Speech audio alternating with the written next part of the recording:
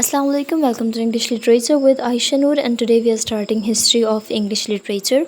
इस सीरीज़ में हम एंग्लो सैक्सन से लेकर पोस्ट मॉडर्न एरा तक हर एज को बारी बारी पढ़ेंगे और इसमें हम देखेंगे कि हर एज में कौन कौन से इम्पॉर्टेंट इवेंट्स हुए, कौन कौन से राइटर्स आए और उनके वर्क कौन से हैं।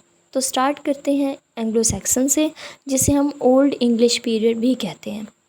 अगर आप पीपीएससी, सीएसएस या फिर एनटीएस की प्रिपरेशन के लिए history of English literature prepare करना चाहते हैं तो ये वीडियो आपके लिए बहुत यूज़फुल है। आपको अगर हैंड रिटन नोट्स या बुक में से स्कैन नोट्स चाहिए तो डिस्क्रिप्शन में दिए गए लिंक को ओपन करें, आपको नोट्स मिल जाएंगे। तो स्टार्ट करते हैं। सबसे पहले हम एंग्लो सैक्सन एज, जिसे ओल्ड इंग्लिश पीरियड भी कहते हैं। एंग्लो सैक्सन एज में जो भी वर्क लिखा गया उस वर्क को हम ओल्ड इंग्लिश का वर्क कहते हैं। तो पहले हम ओल्ड इंग्लिश के बारे में पढ़ लेते हैं कि इसका कॉन्सेप्ट क्या है। इंग्लिश की जो अर्लीस्ट फॉर्म थी, नियरली जो AD 600 से 1100 तक चली, उसे हम ओल्ड इंग्लिश कहते हैं। ओल्ड इंग्लिश की कुछ क्वालिटीज़ हैं। इसमें राइम नहीं होती, कोई भी राइम स्कीम यूज़ नहीं होती, इसमें एलिट्रेशन यूज़ होती है। ओल्ड इंग्लिश जो है वो लैंग्वेज डिफ़िकल्ट है। अगर हम आज की इंग्लिश से कंपेयर करें ओल्ड इंग्लिश को तो उसे समझना काफ़ी मुश्किल होता है, क्योंकि उसकी वो लैंग्वेज डिफ़िकल्ट है। अब इसमें एलिट्रेशन यूज़ होती है। तो एलिट्रेशन क्या है? एलिट्रेशन फिगर ऑफ स्पीच है। हम नेक्स्ट वीडियोस में फिगर्स ऑफ स्पीच के बारे में भी पढ़ेंगे। एलिट्रेशन बेसिकली एक डिवाइस है जो हम राइटिंग में यूज़ करते हैं। तो ये क्या होती है? Repeating same initial letter sounds in line. Alliteration को एग्जांपल से समझने की कोशिश करते हैं कि अगर जैसे हम एक मिसाल ले लेते हैं, clouds were crawling on canvas. Clouds crawling और कैनवस में का साउंड रिपीट हो रहा है, it means this is alliteration. तो ये जो रिपीटिशन ऑफ सेम साउंड है ये यूज़ होती थी ओल्ड इंग्लिश में बजाय किसी राइम स्कीम के।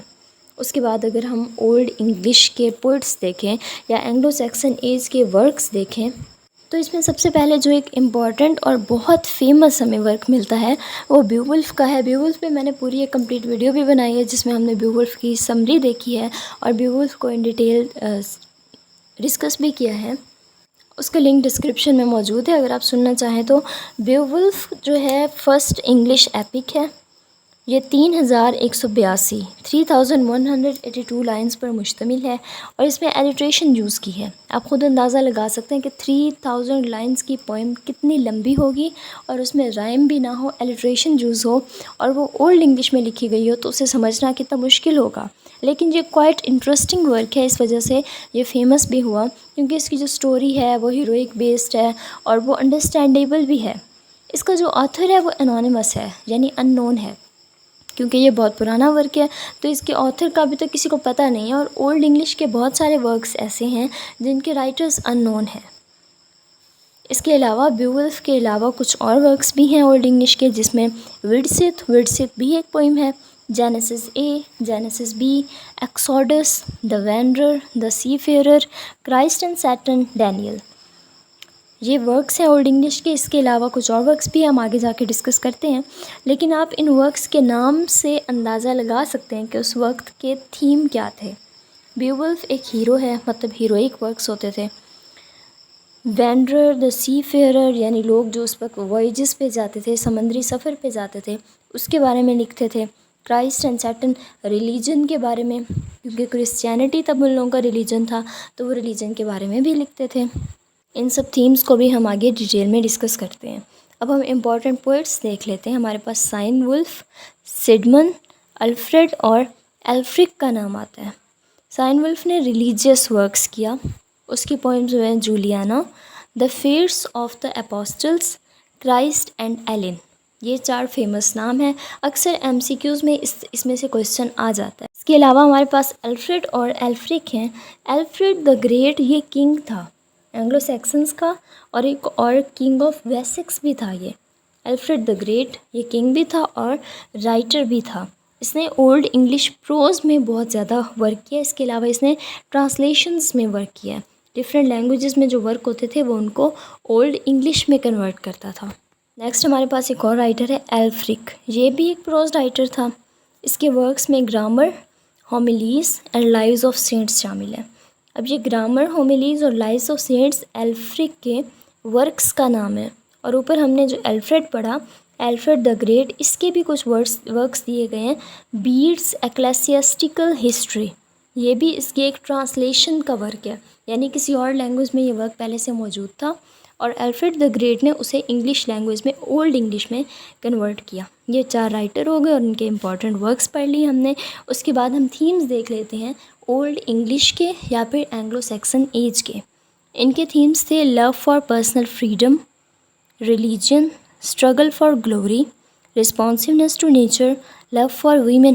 उसके बाद हमने पढ़ा कि 2 राइटर्स हमारे पास प्रोज राइटर्स हैं।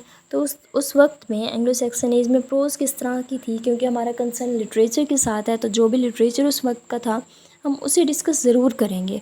तो प्रोज किस तरह की थी तब, उसमें ब्रेक कोई नहीं होता था, नो ब्रेक इन प्रोज, यानी जिस तरह स्टैंजाज बनते हैं, पार्ट्स बनते हैं राइटिंग के, तो वो नहीं थे।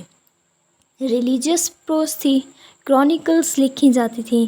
अल्फ्रेड द ग्रेट और अल्फेरिक जो थे, ये 2 बहुत इंपॉर्टेंट प्रोज राइटर्स थे। ये बात हम पहले पढ़ चुके हैं कि अल्फ्रेड द ग्रेट जो है वो किंग ऑफ वेसेक्स था और एंग्लो सैक्सन का भी किंग था। इसने रूल किया था 1066 तक, एंग्लो सैक्सन पे उसने 1066 तक रूल किया था अल्फ्रेड द ग्रेट किंग ने।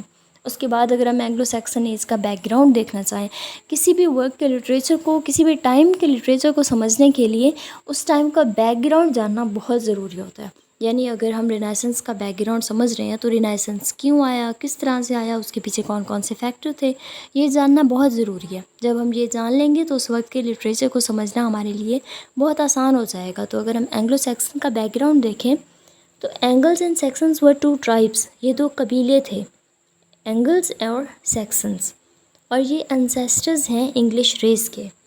ये दोनों जो कबीले थे, they lived along the coast of Sweden and Denmark. Denmark और स्वीडन की कोस्ट पे ये 2 कबीले रहा करते थे। Then these tribes occupied Britain. ये एक अलग से पूरी स्टोरी है कि किस तरह से ये दोनों कबीले जो हैं वो ब्रिटेन में आए, किस तरह से उन्होंने वहाँ पे रिहाइश इख्तियार की, कौन कौन सी वो वॉर्स से या स्ट्रगल से गुजरे। जब वो वहाँ पे आकर रहे तो उस लैंड को एंगल लैंड और बाद में इसका नाम पड़ा इंग्लैंड। एंगल्स और सैक्सन दोनों कबीलों की अगर हम कुछ क्वालिटीज़ देख लें तो these tribes have qualities of fearlessness, बेखौफ थे ये, इनमें कोई फेयर नहीं था, एडवेंचरस और ब्रेव थे। इनकी जो लैंग्वेज है वही बेस है मॉडर्न इंग्लिश की। ये जो एंग्लो सैक्सन ट्राइब था ये अपने बेस पे यानी अपने फंक्शंस पे या इवेंट्स पे सॉन्ग्स गाया करते थे, अपनी बैटल्स के बारे में, गॉड्स के बारे में या फिर हीरोज़ के बारे में। इसके अलावा इनके सॉन्ग्स में थीम्स होते थे religion, war, agriculture, allusions to great events, embraced Christianity. क्योंकि इनका रिलीजियस वर्क बहुत ज़्यादा हमें मिलता है, तो हम कौन सा रिलीजन इनके वर्क्स में पढ़ सकते हैं, क्रिश्चियनिटी, क्योंकि ये लोग क्रिश्चियन थे। इसमें से अगर हम एक इम्पॉर्टेंट MCQ देखें तो अपनी अंडरस्टैंडिंग को जज करने के लिए आप देखिए कि सेडमंड एंड साइनवुल्फ आर 2 पोएट्स, हमने पढ़ा है। दे आर चौसर्स कंटेम्प्रेरीज, यानी चौसर्स के साथी थे, चौसर के साथ इन्होंने लिखा, या फिर चौसर्स प्रेडिसेसर्स, चौसर से पहले आने वाले, प्री यानी पहले आने वाले, या फिर चौसर्स सक्सेसर्स, चौसर के बाद आने वाले, या नॉट नोन, या हमें नहीं पता। तो हमने सेडमंड और साइनवुल्फ 2 पोएट्स पढ़े हैं। ये बात मैं आपको बताती चलूँ कि चौसर एंग्लो सैक्सन की एज के बाद आया। हम जो नेक्स्ट एज पढ़ेंगे वो हम एज ऑफ चौसर पढ़ेंगे। तो क्या आप बता सकते हैं कि ये जो पोइट्स हैं क्या ये चौसर के कंटेम्प्रेरीज हैं, प्रेडिसेसर्स हैं या फिर सक्सेसर्स हैं? अगर आपको एज समझ आई है तो इसका आंसर कमेंट बॉक्स में ज़रूर दीजिएगा।